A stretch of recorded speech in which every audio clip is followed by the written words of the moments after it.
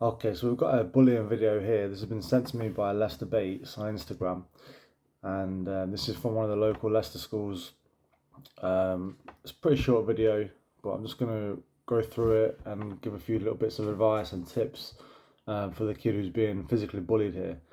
So if I quickly play the video through, like I said, it's a really short video. You can see one kid there who's literally just putting his hands on his head, and the other kid is just punching him repeatedly. And that's pretty much the whole video up until the last few seconds, where the bigger kid trips him, puts him on the floor, and then people seem to rush in and prevent anything else further happening. I don't know the background story to this video. I don't know if they've agreed to have a fight. It looks pretty much like one kid is just bullying the kid. But like I said, I don't know what happened before. I don't know what happened after. But like I said, I'm gonna do a little breakdown and just talk a little bit about some of the things where I feel that if this kid had some martial arts training, this would change this whole scenario altogether. So I'll just play the first little bit. So the big thing here is the lack of confidence that the smaller kid is showing. And this is one of the big things that I always talk about from doing martial arts, is that at least it will give you some level of confidence that you could win a fight. You can tell this kid has no training whatsoever, and he is just accepting that he's going to get beat up. If he did have some sort of confidence, it would at least deter the bigger kid from just wailing on him. Like this whole video of whatever it is, 10 seconds or so, is just one kid punching the other kid. If the other kid had enough confidence to even just tell this kid to stop, to fight back, even just a small amount to make it a more difficult task for the bigger bully, he wouldn't just be steaming ahead and throwing punches. What he's actually doing is feeding the bully, and the bully is growing from this, the fact that the smaller kid is shrinking, and he's just decided to go harder and harder and harder until eventually the other kids are pulling him off. So the biggest thing here is definitely the lack of confidence. I'm not expecting the little kid or the slightly smaller kid to be able to even win the fight, but at least if he shows some kind of fight back, even if that's just verbally, taking on a boxing stance or some other kind of stance, just to show this kid that I'm not just going to be a pushover. That would be a big factor in this not really happening this way, because ultimately this is pretty dangerous for the kid to just curl up. I know he's not on the floor yet when the video first starts, but he's pretty much just curling up and accepting his fate. And it's pretty dangerous because, it looks like they're just deciding to have a punch out, but you don't know, especially as you get into adult years as well. People might want to do you serious harm, and you can't just accept, just accept being beat up, basically. There's got to be some kind of fight back. Although, like I say, I wouldn't expect you to win every fight, but there's got to be some kind of pushback. So that's the first thing. The second thing, from a more technical point of view, let's just skip through this a little bit. So where this kid would be a lot more successful is keeping a longer range. You can see that from the very start of the video, the smaller kid has allowed the bigger kid to almost be on top of him, like they're almost head to head. And that's why there's literally no defense from the smaller kid. He's not keeping any kind of range. What he needs to do is, when this fight first starts, is to be facing his opponent, and whether he's throwing punches or even just keeping his arms out in front of him, keep some kind of range where the bigger kid can't just press on him straight away. If he did that, it would probably stop a lot of this, especially up to the clinch at the end as well.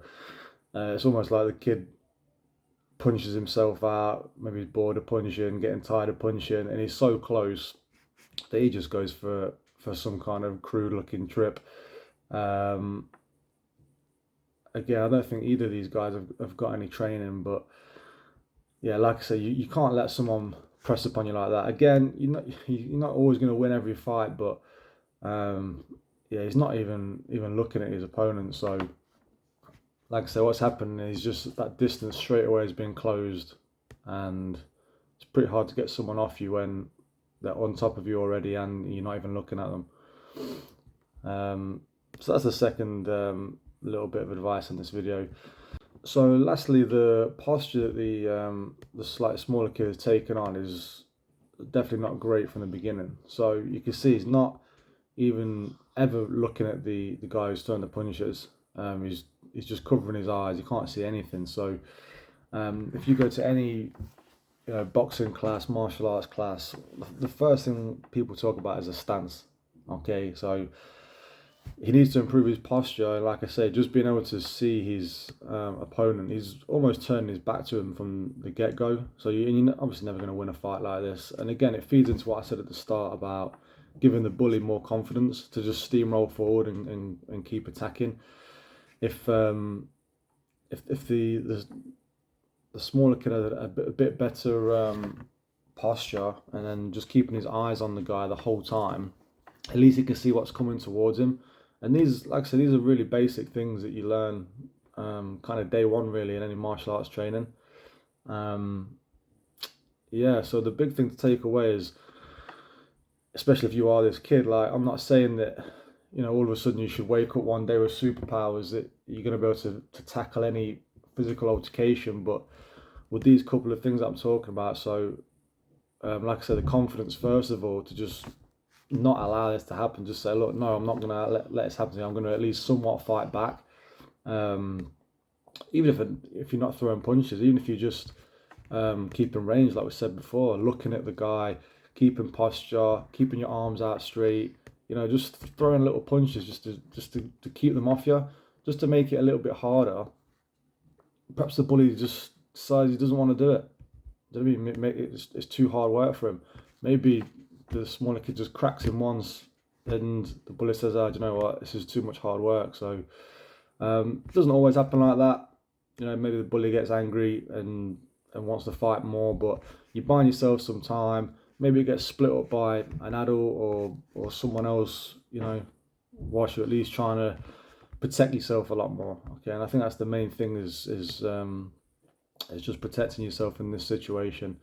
The worst thing that happens is at the end the kid hits the floor. The fight does get broken up at this point, but not only has he allowed himself to take a beating up to this point, he's now on the floor, and if that fight carried on, if there's no one else there and it's just the two of them, that fight gets even worse now for that kid. So what I will say is that this is where your grappling training is going to be mega useful. Okay, so this is the perfect kind of range to start using jiu-jitsu, judo, all these types of martial arts. So if someone pushes up on you like this, where they're not keeping any kind of range of their punches and they're that close that you can grab them, for any of the kids that train with me, blue belt level adults, this is a field day against another untrained opponent. Okay, this is someone presses you like this and gets that close. This is easy pickings now if you've done 12 months training.